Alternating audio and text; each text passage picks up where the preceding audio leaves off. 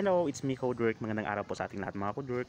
At ngayong araw mga Codework ay itutur ko po kayo sa gawang dining chair, dining set design po dito sa Iking Furniture Shop mga Codework, located at Barangay Poblacion, Lake Cebu, South Cotabato. So ayan, if makikita ninyo mga Codework, no, yung kanyang dining chair at ayan yung kanyang legs sa kanyang dining table mga Codework, nakaturno na yung kanyang siding mga Codework, and then of course yung kanyang sinipa, naka-carving design na rin mga Codework.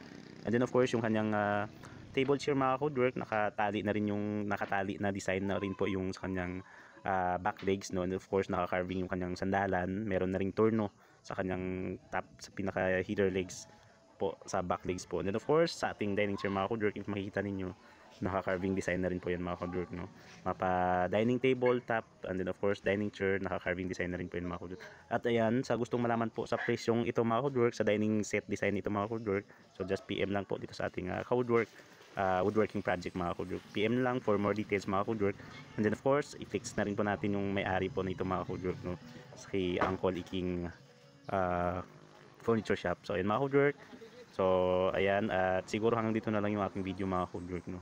And then again, so sa hindi pa nakapfollow, please follow sa aking page Codework. And of course, paki-like and share na rin mga Codework, no? Para po sa mas maraming woodworking project po na ipapakita po natin mga Codework.